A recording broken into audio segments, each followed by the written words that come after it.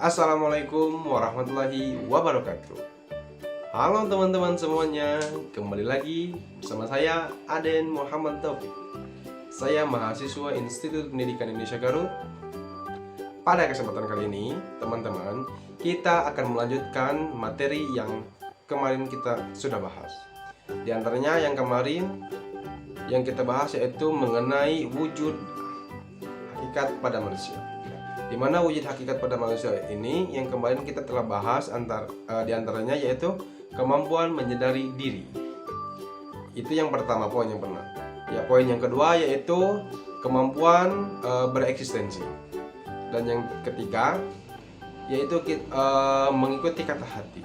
Nah, teman-teman, untuk itu pada pertemuan kali ini kita akan membahas lanjutan dari part yang kemarin.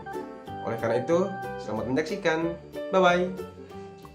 3, 2, 1, go. Oke teman-teman, pada pembahasan kali ini kita akan melanjutkan pembahasan dari materi yang kemarin. Di mana materi yang kemarin kita sudah bahas, yang pertama yaitu kemampuan menyadari diri. Yang kedua yaitu kemampuan bereksistensi. Yang ketiga yaitu mengikuti kata hati. Nah, poin yang kita akan bahas yang keempat yaitu tentang moral, di mana moral ini saling berkaitan dengan kata hati. Nah, teman-teman, jika kata hati diartikan sebagai sebuah pengertian yang menyertai sebuah perbuatan, maka yang dimaksudkan dengan moral itu adalah suatu perbuatan yang dilakukan oleh manusia itu sendiri gitu.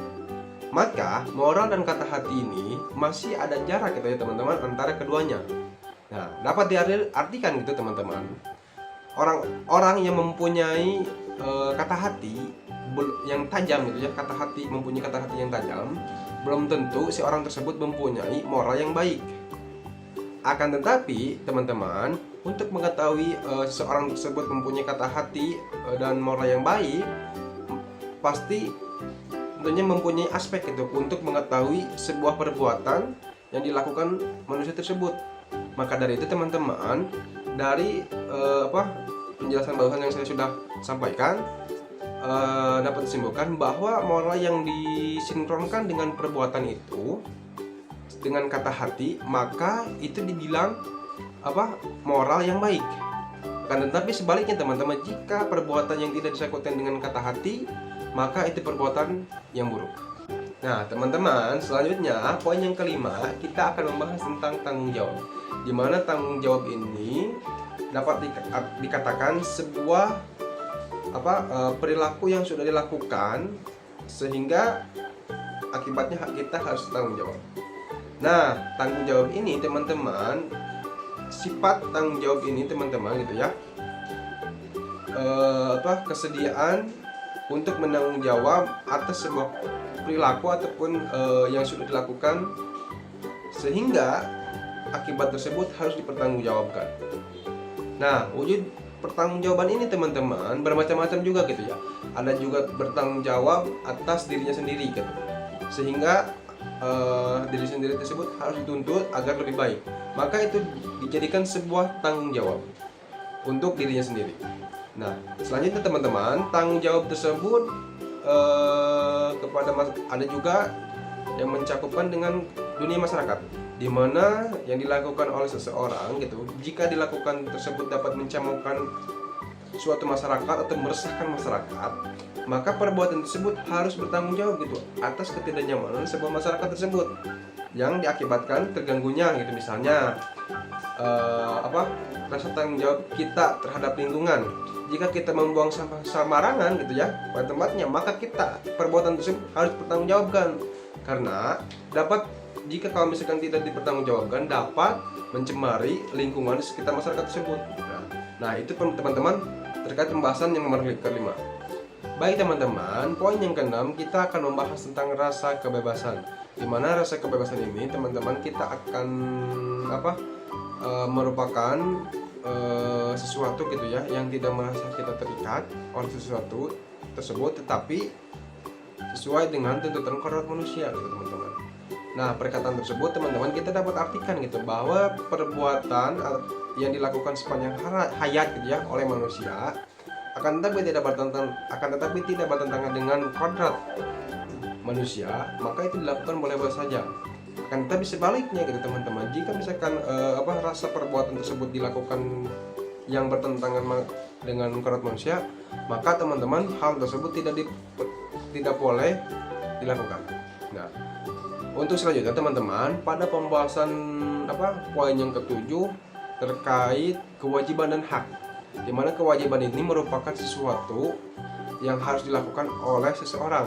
Contohnya seperti ini teman-teman. Misalkan kita ambil contoh dari dunia pendidikan.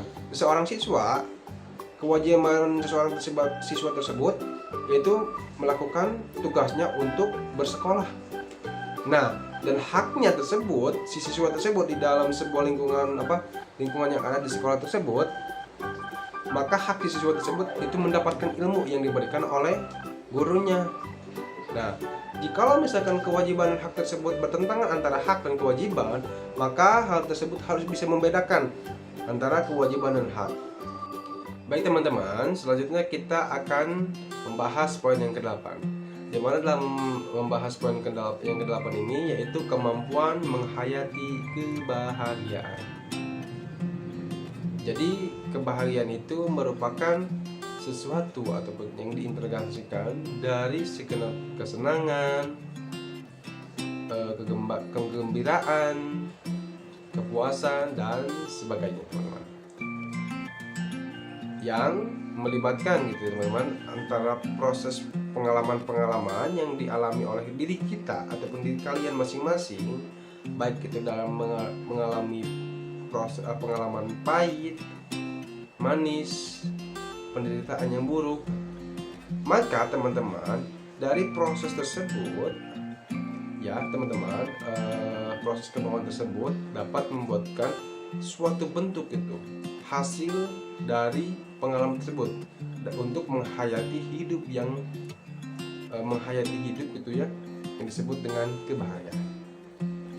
Dengan demikian teman-teman, dari penjelasan tersebut kita dapat disimpulkan gitu ya, bahwa kebahagiaan merupakan gitu perpaduan dari suatu usaha yang sudah kita lakukan ataupun pengalaman pahit, manis ataupun buruk yang sudah kita dapatkan. Maka dalam proses tersebut akan membuatkan hasil yang membahagiakan diri kita sendiri gitu. Akan tetapi dalam kebahagiaan itu tergantung dari tingkat kebahagiaan dari masing-masing, dari setiap individu masing-masing tersendiri. Jadi tingkat kebahagiaan itu bermacam-macam teman-teman, tergantung kembali lagi kepada diri masing-masing. Mungkin teman-teman itu saja yang dapat saya sampaikan dalam pertemuan kali ini. Untuk itu, bila mana ada kesalahan ataupun salah kata yang dapat saya ucapkan, mohon maaf dikarenakan saya masih belajar. Sekian dari saya. Wassalamualaikum warahmatullahi wabarakatuh. Bye bye. Sampai jumpa. Audio Jungle.